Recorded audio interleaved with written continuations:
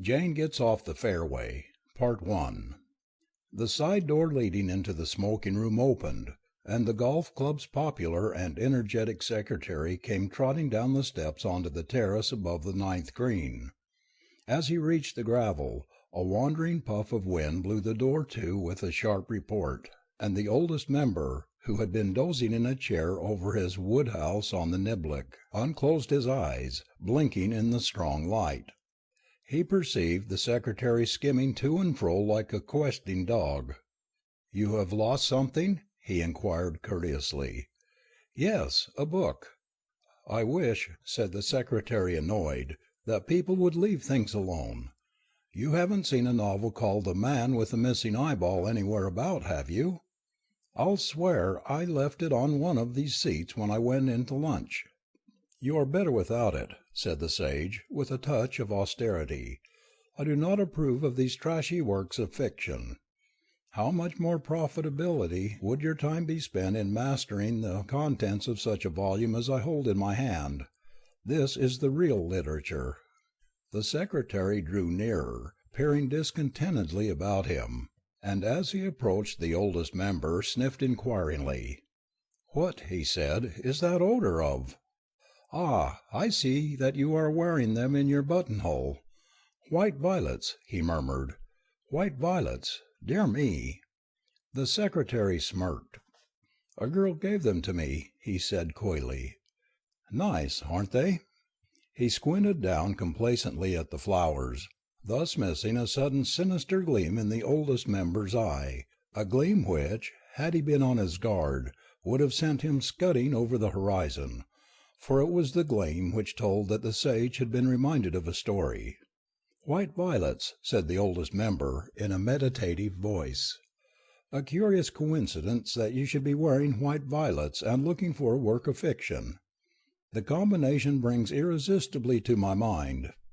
Realizing his peril too late, the secretary started violently. A gentle hand urged him into the adjoining chair. "The story," proceeded the oldest member, "of William Bates, Jane Packard, and Rodney Spelvin." The secretary drew a deep breath of relief, and the careworn look left his face. "It's all right," he said briskly. "You told me that one only the other day. I remember every word of it. Jane Packard got engaged to Rodney Spelvin, the poet, but her better feelings prevailed in time, and she broke it off and married Bates, who was a golfer. I recall the whole thing distinctly. This man Bates was an unromantic sort of chap, but he loved Jane Packard devotedly. Bless my soul, how it all comes back to me! No need to tell it me at all." "What I am about to relate now," said the sage, tightening his grip on the other's coat sleeve, "is another story about William Bates, Jane Packard, and Rodney Spelvin." "Inasmuch," said the oldest member, "as you have not forgotten the events leading up to the marriage of William Bates and Jane Packard, I will not repeat them. All I need say is that that curious spasm of romantic sentiment which had caused Jane to fall temporarily under the spell of a man who was not only a poet, but actually a non-golfer, appeared to have passed completely away, leaving no trace behind. From the day she broke off her engagement to Spelvin and plighted her troth to young Bates, nothing could have been more eminently sane and satisfactory than her behaviour. She seemed entirely her old self once more. 2 hours after William had led her down the aisle, she and he were out on the links, playing off the final of the mixed foursomes which, and we all thought it the best of omens for their married happiness, they won hands down. A deputation of all that was best and fairest in the village then escorted them to the station to see them off on their honeymoon, which was to be spent in a series of visits to well-known courses throughout the country. Before the train left, I took young William aside for a moment. I had known both him and Jane since childhood, and the success of their union was very near my heart. "William," I said, "a word with you." "Make it snappy," said William. "You have learned by this time," I said, "that there is a strong romantic streak in Jane. It may not appear on the surface, but it is there. And this romantic streak will cause her, like so many wives, to attach an exaggerated importance to what may seem to you trivial things. She will expect from her husband not only love and a constant tender solicitude. Speed it up, urged William. What I'm trying to say is that, after the habit of wives, she will expect you to remember each year the anniversary of your wedding day, and will be madder than a wet hen if you forget it. That's all right. I thought of that myself. It's not all right, I insisted. Unless you take the most earnest precautions, you are absolutely certain to forget. A year from now you will come down to breakfast and Jane will say to you, "Do you know what day it is today?" And you will answer, "Tuesday," and reach for the ham and eggs, thus inflicting on her gentle heart a wound from which it will not readily recover. "Nothing like it," said William, with extraordinary confidence. "I've got a system calculated to beat the game every time. You know how fond Jane is of white violets?" "Is she?" "She loves 'em. The bloke Spelvin used to give her a bunch every day. That's how I got the idea. Nothing like learning the shots from your opponent. I've arranged with the florist that a bunch of white violets is to be shipped to Jane every year on this day. I paid 5 years in advance. I am therefore, speaking in the most conservative spirit, on velvet. Even if I forget the day, the violets will be there to remind me. I've looked at it from every angle, and I don't see how it can fail. Tell me frankly, is the scheme a whim or is it not?" "A most excellent plan," I said, relieved. And the next moment the train came in. I left the station with my mind at rest. It seemed to me that the only possible obstacle to the complete felicity of the young couple had been removed. Jane and William returned in due season from their honeymoon, and settled down to the normal life of a healthy young couple. Each day they did their round in the morning and their 2 rounds in the afternoon, and after dinner they would sit hand in hand in the peaceful dusk, reminding one another of the best shots they had brought off at the various holes. Jane would describe to William how she got out of the bunker on the 5th, and William would describe to Jane how the low raking wind cheater he did on the 7th, and then for a moment they would fall into that blissful silence which only true lovers know, until William, illustrating his remarks with a walking-stick, would show Jane how he did that pin-splitter with the mashie on the 16th. An ideally happy union, one would have said. But all the while a little cloud was gathering. As the anniversary of their wedding day approached, fear began to creep into Jane's heart that William was going to forget it. The perfect husband does not wait till the dawning of the actual day to introduce the anniversary motive into his conversation. As long as a week in advance he is apt to say dreamily, "About this time a year ago I was getting the old silk hat polished up for the wedding," or "Just about now, a year ago, they sent home the sponge-bag trousers, as worn, and I tried them on in front of the looking-glass." But William said none of these things. Not even on the night before the all-important date did he make any allusion to it, and it was with a dull feeling of foreboding that Jane came down to breakfast next morning. She was first at the table, and was pouring out the coffee when William entered. He opened the morning paper and started to peruse its contents in silence. Not a yip did he let out of him to effect that this was the maddest, merriest day of all the glad new year. "William," said Jane. "Hullo?" "William," said Jane, and her voice trembled a little, "what day is today?" William looked at her over the paper, surprised. "Wednesday, old girl," he replied. "Don't you remember that yesterday was Tuesday? Shocking memory you've got." Then he reached out for the sausages and bacon and resumed his reading.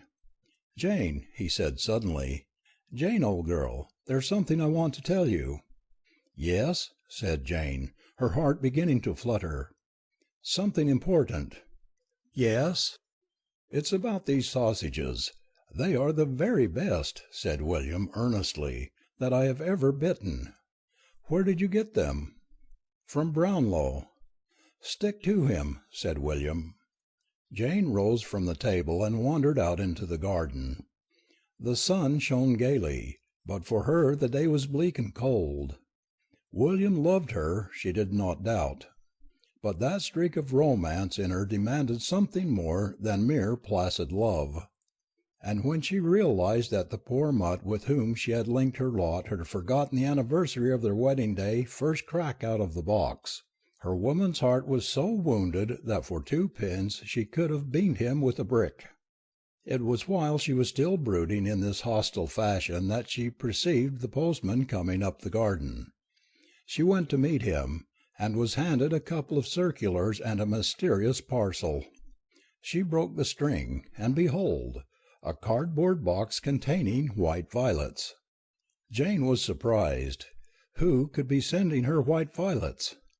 No message accompanied them. There was no clue whatever to their origin. Even the name of the florist had been omitted. Now who? Mused Jane, and suddenly started as if she had received a blow.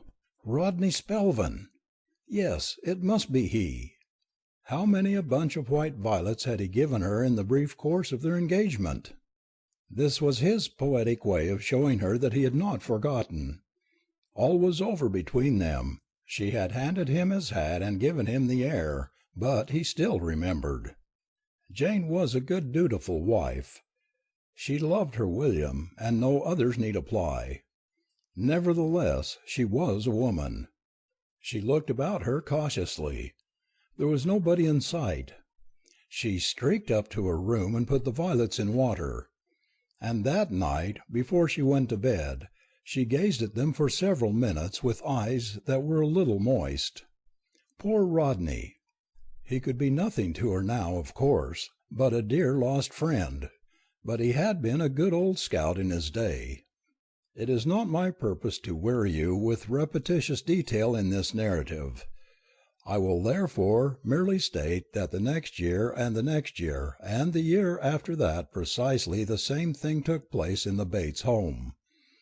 Punctually every September the 7th, William placidly forgot, and punctually every September the 7th the sender of the violets remembered.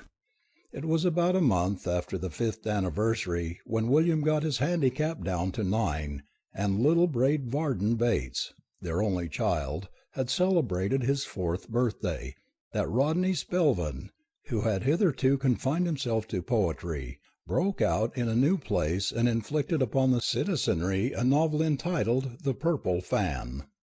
I saw the announcement of the publication in the papers, but beyond a passing resolve that nothing would induce me to read the thing, I thought no more of the matter. It is always thus with life's really significant happenings. Fate sneaks its deadliest wallops in on us with such seeming nonchalance.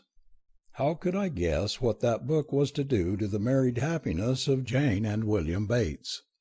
In deciding not to read The Purple Fan I was to discover, overestimated my powers of resistance. Rodney Spelvin's novel turned out to be one of those things which it is impossible not to read. Within a week of its appearance it had begun to go through the country like Spanish influenza, and, much as I desired to avoid it, a perusal was forced on me by sheer weight of mass thinking. Every paper that I picked up contained reviews of the book, references to it, letters from the clergy denouncing it, and when I read that 316 mothers had signed a petition to the authorities to have it suppressed, I was reluctantly compelled to spring the necessary cash and purchase a copy. I had not expected to enjoy it, and I did not.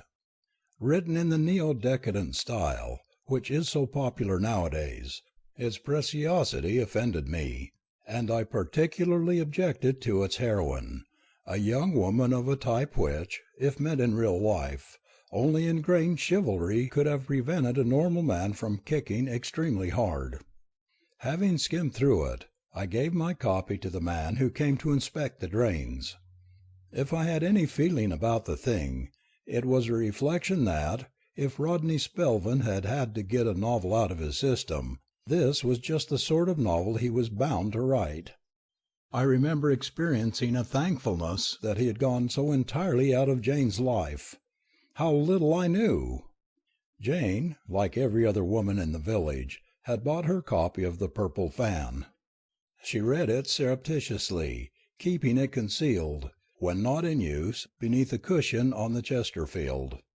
It was not its general tone that caused her to do this, but rather the subconscious feeling that she, a good wife, ought not to be deriving quite so much enjoyment from the work of a man who had occupied for a time such a romantic place in her life. For Jane, unlike myself, adored the book. Eulalie French, its heroine, whose appeal I had so missed, seemed to her the most fascinating creature she had ever encountered. She had read the thing through 6 times, when, going up to town one day to do some shopping, she ran into Rodney Spelvin. They found themselves standing side by side on the pavement, waiting for the traffic to pass. "Rodney!" gasped Jane. It was a difficult moment for Rodney Spelvin. 5 years had passed since he had last seen Jane, and in those 5 years so many delightful creatures had made a fuss of him that the memory of the girl to whom he had once been engaged for a few weeks had become a little blurred. In fact, not to put too fine a point on it, he had forgotten Jane altogether. The fact that she had addressed him by his first name seemed to argue that they must have met at some time somewhere, but though he strained his brain, absolutely nothing stirred. The situation was one that might have embarrassed another man, but Rodney Spelvin was a quick thinker. He saw at a glance that Jane was an extremely pretty girl, and it was his guiding rule in life never to let anything like that get past him. So he clasped her hand warmly, allowed an expression of amazed delight to sweep over his face, and gazed tensely into her eyes. "You," he murmured, playing it safe. "You, little one." Jane stood 5 feet 7 in her stockings, and had a forearm like the village blacksmith's, but she liked being called little one. "How strange that we should meet like this," she said, blushing brightly. "After all these years," said Rodney Spelvin, taking a chance. It would be a nuisance if it turned out that they had met at a studio party the day before yesterday, but something seemed to tell him that she dated back a goodish way. Besides, even if they had met the day before yesterday, he could get out of it by saying that the hours had seemed like years. For you cannot stymie these modern poets. The boys are there. "More than 5, murmured Jane. Now where the deuce was I 5 years ago? Rodney Spelvin asked himself. Jane looked down at the pavement and shuffled her left shoe nervously. "I got the violets, Rodney," she said. Rodney Spelvin was considerably fogged, but he came back strongly. "That's good," he said. "You got the violets? That's capital. I was wondering if you would get the violets. It was like you to send them." Rodney blinked, but recovered himself immediately. He waved his hand with a careless gesture, indicative of restrained nobility. "Oh, as to that! Especially as I'm afraid I treated you rather badly. But it really was for the happiness of both of us that I broke off the engagement. You do understand that, don't you?" A light broke upon Rodney Spelvin. He had been confident that it would if he only stalled along for a while. Now he placed this girl. She was Jane something, the girl he had been engaged to. By Jove, yes. He knew where he was now. "Do not let us speak of it," he said, registering pain. It was quite easy for him to do this. All there was to it was tightening the lips and drawing up the left eyebrow. He had practised it in front of his mirror, for a fellow never knew when it might not come in useful. "So you didn't forget me, Rodney?" "Forget you?" There was a short pause. "I read your novel," Jane said. "I loved it." She blushed again, and the colour in her cheeks made her look so remarkably pretty that Rodney began to feel some of the emotions which had stirred him 5 years ago. He decided that this was a good thing, and wanted pushing along. "I hope that you might," he said in a low voice, massaging her hand. He broke off and directed into her eyes a look of such squashy sentimentality that Jane reeled where she stood. "I wrote it for you," he added simply. Jane gasped. "For me?" "I supposed you would have guessed," said Rodney. "Surely you saw the dedication." The purple fan had been dedicated after Rodney Spelman's eminently prudent fashion, to one who will understand. He had frequently been grateful for the happy inspiration. "The dedication?" "To one who will understand," said Rodney softly. "Who would that be but you?" "Oh, Rodney!" "And didn't you recognize Eulily, Jane? Surely you cannot have failed to recognize Eulily." "Recognize her?" "I drew her from you," said Rodney Spelman. Jane's mind was in a whirl as she went home in the train. To have met Rodney Spelman again was enough in itself to stimulate into activity that hidden pulse of romance in her. To discover that she had been in his thoughts so continuously all these years, and that she still held such sway over his faithful heart that he had drawn the heroine of his novel from her was simply devastating. Mechanically she got out at the right station, and mechanically made her way to the cottage. She was relieved to find that William was still out on the links. She loved William devotedly, of course, but just at the moment he would have been in the way, for she wanted a quiet hour with the purple fan. It was necessary for her to reread in the light of this new knowledge the more important of the scenes in which Eulily French figured. She knew them practically by heart already, but nevertheless she wished to read them again. When William returned, warm and jubilant, she was so absorbed that she only just had time to slide the book under the sofa cushion before the door opened. Some guardian angel ought to have warned William Bates that he was selecting a bad moment for his re-entry into the home, or at least to have hinted at a preliminary wash and brush-up would be no bad thing. There had been rain in the night, causing the links to become a trifle soggy in spots, and William was one of those energetic golfers who do not spare themselves. The result was that his pleasant features were a good deal obscured by mud. An explosion shot out of the bunker on the 14th had filled his hair with damp sand, and his shoes were a disgrace to any refined home. No, take him for all in all, William did not look his best.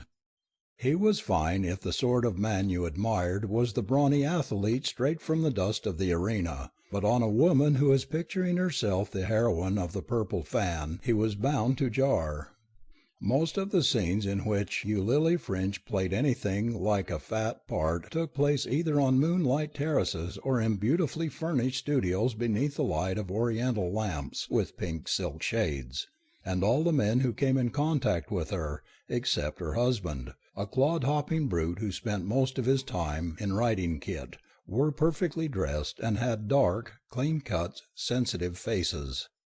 William, accordingly, induced in Jane something closely approximating to the heebie-jeebies. "Hello, old girl," said William affectionately. "You back? What have you been doing with yourself?" "Oh, shopping," said Jane listlessly. "See any one you knew?" For a moment Jane hesitated. "Yes," she said, "I met Rodney Spelman."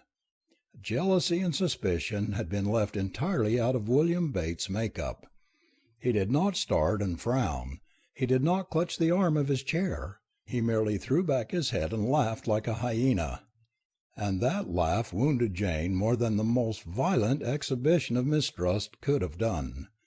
"Good Lord," gurgled William jovially. "You don't mean to say that bird is still going round loose? I should have thought he would have been lynched years ago. Looks like negligence somewhere." There comes a moment in married life when every wife gazes squarely at her husband and the scales seem to fall from her eyes, and she sees him as he is, one of nature's class A fatheads. Fortunately for married men, these times of clear vision do not last long, or there would be few homes left unbroken. It was so that Jane gazed at William now, but unhappily her conviction that he was an outsize in rough-neck chumps did not pass. Indeed, all through that evening it deepened. That night she went to bed feeling for the first time that, when the clergyman had said, "Wilt thou, Jane?" and she had replied in the affirmative, a mean trick had been played on an inexperienced girl. Jane Gets Off the Fairway, Part 2.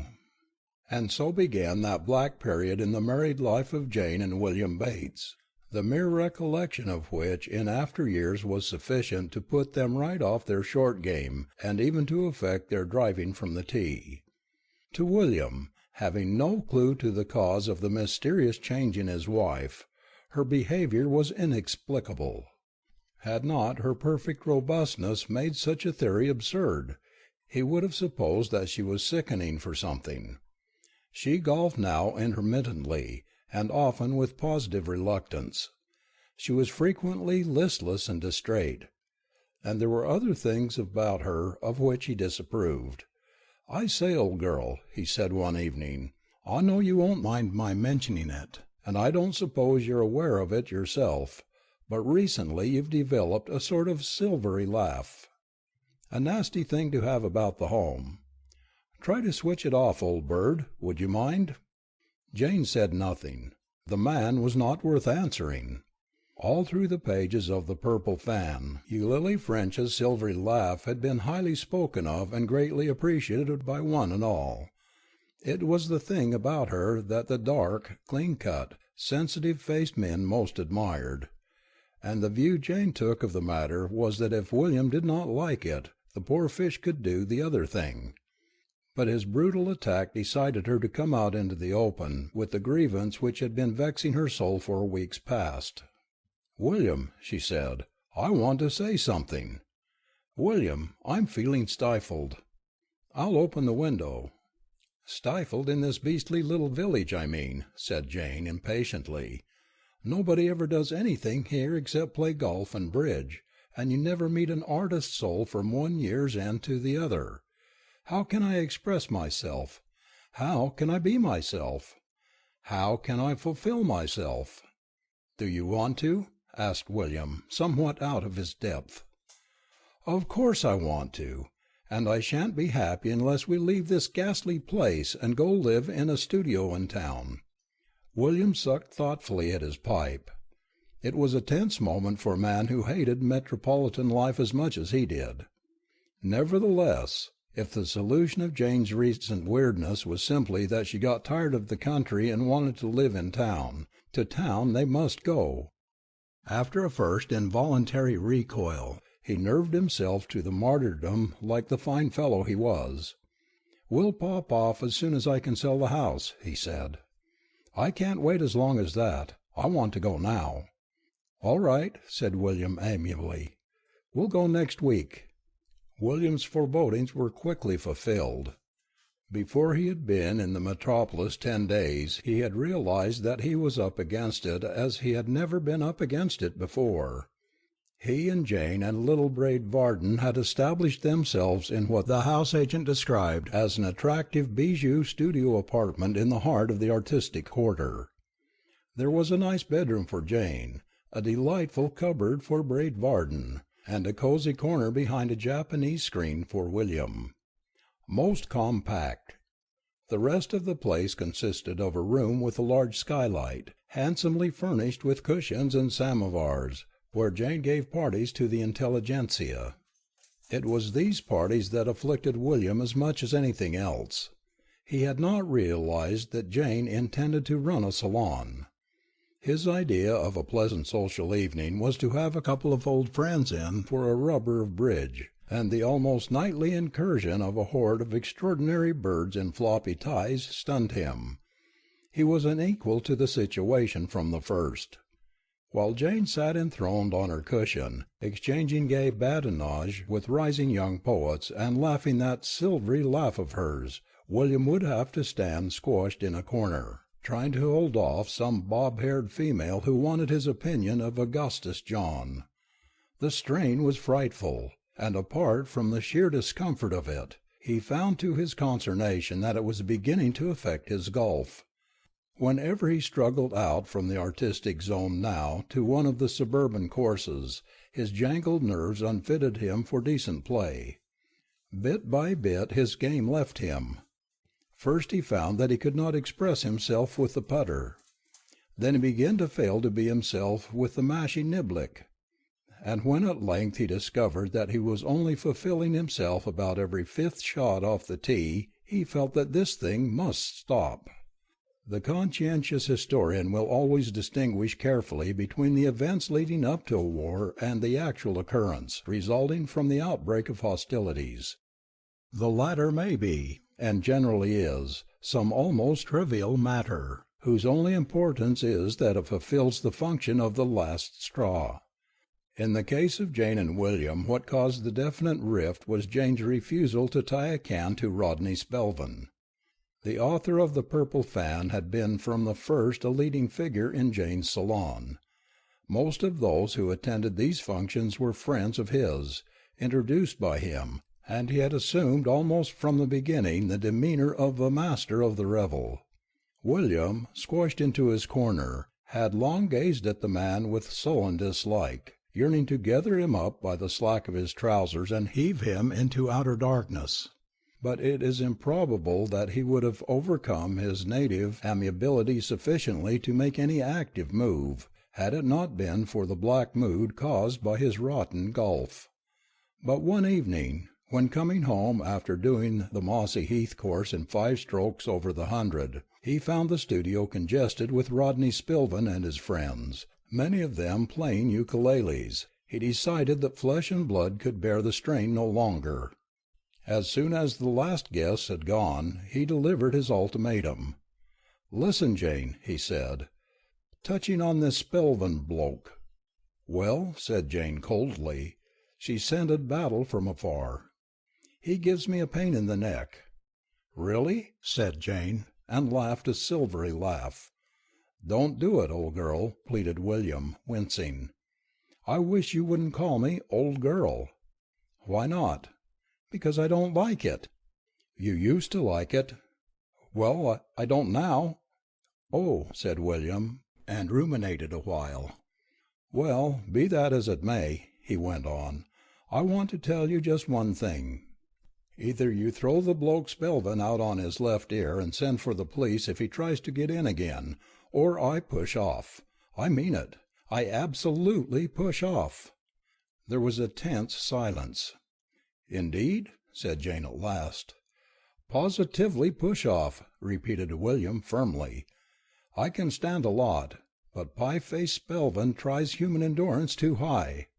"He is not pie-faced," said Jane warmly. "He is pie-faced," insisted William.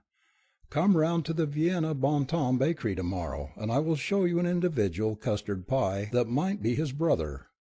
"Well, I am certainly not going to be bullied into giving up an old friend just because." William started. "You mean you won't hand him the mitten?" "I will not." "Think what you are saying, Jane. You positively decline to give this false alarm the quick exit?" "Then," said William, "all is over. I pop off." Jane stalked without a word into her bedroom. With a mist before his eyes, William began to pack. After a few moments he tapped at her door. "Jane." "Well?" "I'm packing." "Indeed?" "But I can't find my spare mashie." "I don't care." William returned to his packing. When it was finished he stole to her door again. Already a faint stab of remorse was becoming blended with his just indignation. "Jane." "Well?" "I've packed." "Really?" "And now I'm popping." There was silence behind the door. "I'm popping, Jane," said William. And in his voice, though he tried to make it cold and crisp, there was a note of wistfulness. Through the door there came a sound. It was the sound of a silvery laugh. And as he heard it, William's face hardened. Without another word he picked up his suitcase and golf bag, and with set jaw strode out into the night. One of the things that tend to keep the home together in these days of modern unrest is the fact that exalted moods of indignation do not last.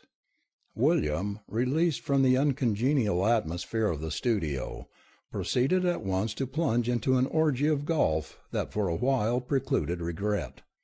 Each day he indulged his starved soul with 54 holes, and each night he sat smoking in bed, pleasantly fatigued, reviewing the events of the past 12 hours with complete satisfaction. It seemed to him that he had done the good and sensible thing. And then, slowly at first, but day by day more rapidly, his mood began to change. That delightful feeling of jolly freedom ebbed away.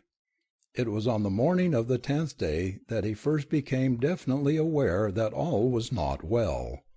He had strolled out on the links after breakfast with a brassy and a dozen balls for a bit of practice, and putting every ounce of weight and muscle into the stroke, brought off a snifter with his very first shot.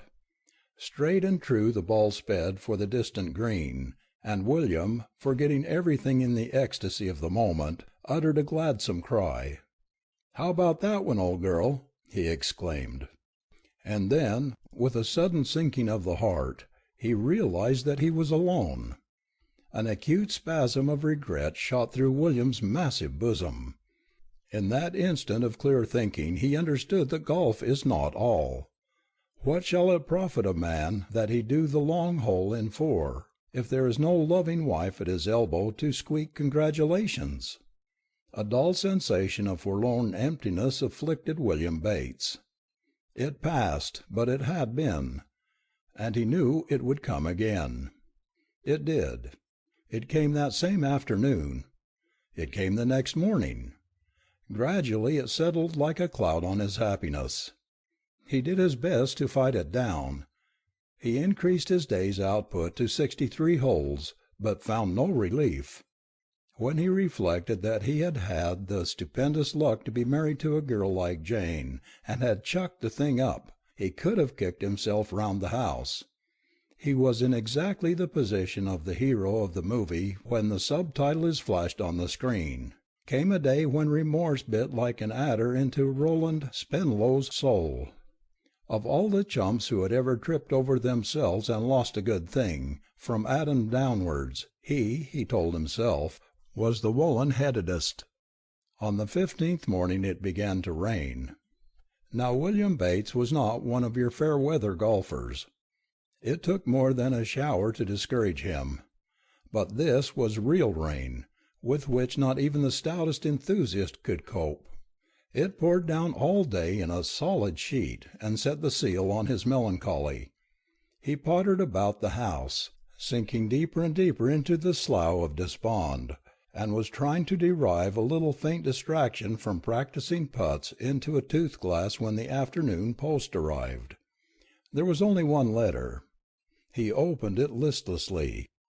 It was from Jukes, Enderby, and Miller, florists, and what the firm wished to ascertain was whether his deposit on white violets was to be dispatched annually to Mrs. William Bates. Being now exhausted, he desired to renew his esteemed order. If so, on receipt of the money they would spring to the task of sending same. William stared at the letter dully. His first impression was that Jukes, Enderby, and Miller were talking through their collective hats. White violets? What was all this drivel about white violets? Jukes was an ass. He knew nothing about white violets. Enderby was a fool. What had he got to do with white violets? Miller was a pinhead. He had never deposited any money to have white violets dispatched. William gasped.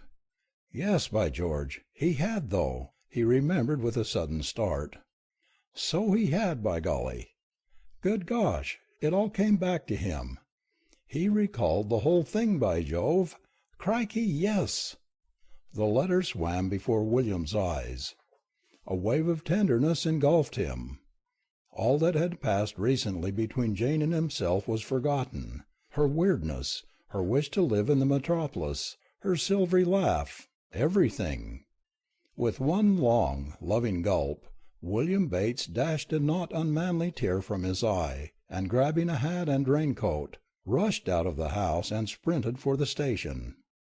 At about the hour when William flung himself into the train, Jane was sitting in her studio apartment, pensively watching little Braid Varden as he sported on the floor. An odd melancholy had gripped her. At first she had supposed that this was due to the rain, but now she was beginning to realize that the thing went much deeper than that. Reluctant though she was to confess it, she had to admit that what she was suffering from was a genuine soul sadness, due entirely to the fact that she wanted William. It was strange what a difference his going had made. William was the sort of fellow you shoved into a corner and forgot about, but when he was not there the whole scheme of things seemed to go bluey. Little by little, since his departure, she had found the fascination of her surroundings tending to wane, and the glamour of her new friends had dwindled noticeably. Unless you were in the right vein for them, Jane felt, they could be an irritating crowd. They smoked too many cigarettes and talked too much. And not far from being the worst of them, she decided, was Rodney Spelvin. It was with a sudden feeling of despair that she remembered that she had invited him to tea this afternoon, and had got a special seed cake for the occasion. The last thing in the world she wanted to do was to watch Rodney Spelvin eating cake. It is a curious thing about men of the Spelvin type, how seldom they really last. They get off to a flashy start, and for a while convince impressionable girls that the search for a soulmate may be considered formally over, but in a very short while reaction always sets in. There had been a time when Jane could have sat and listened to Rodney Spelvin for hours on end. Then she began to feel that from 15 to 20 minutes was about sufficient. And now the mere thought of having to listen to him at all was crushing her like a heavy burden. She had got thus far in her meditations when her attention was attracted to little Braden Varden, who was playing energetically in a corner with some object which Jane could not distinguish in the dim light. "What have you got there, dear?" she asked. "Why," said little Braid, a child of few words, proceeding with his activities. Jane rose and walked across the room. A sudden feeling had come to her, the remorseful feeling that for some time now she had been neglecting the child. How seldom nowadays did she trouble to join in his pastimes. "Let mother play too," she said gently. "What are you playing? Trains?" "Golf." Jane uttered a sharp exclamation. With a keen pang she saw that what the child had got hold of was William's spare mashie. So he had left it behind after all. Since the night of his departure it must have been lying unnoticed behind some chair or sofa. For a moment the only sensation Jane felt was an accentuation of that desolate feeling which had been with her all day. How many a time had she stood by William and watched him foozle with this club! Inextricably associated with him it was, and her eyes filled with sudden tears. And then she was abruptly conscious of a new, a more violent emotion, something akin to panic fear. She blinked, hoping against hope that she had been mistaken. But no. When she opened her eyes and looked again, she saw what she had seen before. The child was holding the mashie all wrong. "Braid!" gasped Jane in agony. All the mother love in her was shrieking at her, reproaching her. She realized now how paltry, how greedily self-centered she had been. Thinking only of her own pleasures, how sorely she had neglected her duty as a mother! Long ere this, had she been worthy of that sacred relation, she would have been brooding over her child, teaching him at her knee the correct Varden grip, shielding him from bad habits, seeing to it that he did not get his hands in front of the ball, putting him on the right path as regarded the slow backswing. But absorbed in herself, she had sacrificed him to her shallow ambitions. And now there he was, grasping the club as if it had been a spade and scooping with it like one of those 24 handicap men whom the hot weather brings out on seaside links. She shuddered to the very depths of her soul. Before her eyes there rose a vision of her son, grown to manhood, reproaching her. "If you had but taught me the facts of life when I was a child, mother," she seemed to hear him say, "I would not now be going round in 120, rising to 140 in anything like a high wind." She snatched the club from his hands with a passionate cry, and at this precise moment in came Rodney Spelvin, all ready for tea. "Ah, little one," said Rodney Spelvin gaily.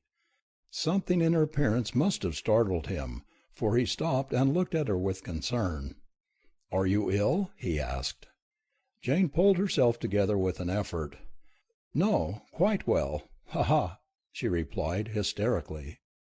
She stared at him wildly, as if she might have stared at a caterpillar in her salad. If it had not been for this man, she felt, she would have been with William in their snug little cottage, a happy wife. If it had not been for this man, her only child would have been laying the foundations of a correct swing under the eyes of a conscientious pro. If it had not been for this man— She waved him distractedly to the door. "Good-bye," she said. "Thank you so much for calling." Rodney Spelvin gaped. This had been the quickest and most tealess tea party he had ever assisted at. "You want me to go?" he said incredulously. "Yes, go, go." Rodney Spelvin cast a wistful glance at the gate-legged table. He had had a light lunch, and the sight of the seed cake affected him deeply. But there seemed nothing to be done. He moved reluctantly to the door. "Well, good-bye," he said. "Thanks for a very pleasant afternoon." "So glad to have seen you," said Jane mechanically. The door closed. Jane returned to her thoughts. But she was not alone for long. A few minutes later there entered the female cubist painter from downstairs, a manly young woman with whom she had become fairly intimate. "Oh, Bates, old chap," said the cubist painter. Jane looked up. "Yes, Osbaldistone. Just came in to borrow a cigarette. Used up all mine." "So have I, I'm afraid." "Too bad." "Oh, well," said Miss Osbaldistone resignedly, "I suppose I'll have to go out and get wet. I wish I had had the sense to stop Rodney Spelvin and send him. I met him on the stairs." "Yes, he was in here just now," said Jane. Miss Osbaldistone laughed in her hearty, manly way. "Good boy, Rodney," she said, "but too smooth for my taste. A little too ready with a salve." "Yes," said Jane absently. "Has he pulled that one on you yet about your being the original of the heroine of the Purple Fan?" "Why, yes," said Jane, surprised. "He did tell me he had drawn you Lily from me." Her visitor emitted another laugh that shook the samovars. "He tells every girl he meets the same thing." "What?" "Oh, yes, it's his first move. He actually had the nerve to try to spring it on me. Mind you, I'm not saying it's a bad stunt. Most girls like it. You're sure you have no cigarettes? No? Well, how about a shot of cocaine? Out of that too? Oh, well, I'll be going then. Pip, pip, Bates." "Toodaloo, Osbaldistone," said Jane dizzily. Her brain was reeling. She groped her way to the table, and in a sort of trance cut herself a slice of cake. "Wah!" said little Braid Varden. He toddled forward, anxious to count himself in on the share-out. Jane gave him some cake. Having ruined his life, it was, she felt, the least she could do. In a spasm of belated maternal love she also slipped him a jam sandwich. But how trivial and useless these things seemed now. "Braid," she cried suddenly. "What?" "Let mother show you how to hold that mashie." "What's a mashie?" A new gash opened in Jane's heart. 4 years old, and he didn't know what a mashie was! And at only a slightly advanced age Bobby Jones had been playing in the American Open Championship. "This is a mashie," she said, controlling her voice with difficulty. "Why?" "It is called a mashie." "What is?" "This club." "Why?" The conversation was becoming too metaphysical for Jane. She took the club from him and closed her hands over it. "Now look, dear," she said tenderly. "Watch how Mother does it. She puts the fingers—" A voice spoke, a voice that had been absent all too long from Jane's life. "You'll pardon me, old girl, but you've got the right hand much too far over. You'll hook for a certainty." In the doorway, large and dripping, stood William. Jane stared at him dumbly. "William!" she gasped at length. "Hullo, Jane," said William. "Hullo, Braid. Thought I'd look in." There was a long silence. "Beastly weather," said William. "Yes," said Jane. "Wet and all that," said William. "Yes," said Jane. There was another silence. "Oh, by the way, Jane," said William. "Knew there was something I wanted to say. You know those violets?" "Violets?" "White violets. You remember those white violets I've been sending you every year on our wedding anniversary? Well, what I mean to say, our lives are parted and all that sort of thing, but you won't mind if I go on sending them, what? Won't hurt you, what I'm driving at, and it'll please me. See what I mean? So, well, to put the thing in a nutshell, if you haven't any objection, that's that." Jane reeled against the gate-legged table. "William, was it you who sent those violets?" "Absolutely. Who did you think it was?" "William!" cried Jane, and flung herself into his arms. William scooped her up gratefully. This was the sort of thing he had been wanting for weeks past. He could do with a lot of this. He wouldn't have suggested it himself, but seeing that she felt that way, he was all for it. "William," said Jane, "can you ever forgive me?" "Oh, rather," said William. "Like a shot. Though, I mean to say, nothing to forgive, and all that sort of thing. We'll go back right away to our dear little cottage." "Fine." "We'll never leave it again." "Topping." "I love you," said Jane, "more than life itself." "Good egg," said William. Jane turned with shining eyes to little Braid Varden. "Braid, we're going home with Daddy." "Where?" "Home, to our little cottage." "What's a cottage?" "The house where we used to be before we came here." "What's here?" "This is." "Which?" "Where we are now." "Why?" "I'll tell you what, old girl," said William. "Just shove a green baize cloth over that kid, and then we'll start in and brew me about 5 pints of tea as strong and hot as you can jolly well make it. Otherwise I'm going to get the cold of a lifetime."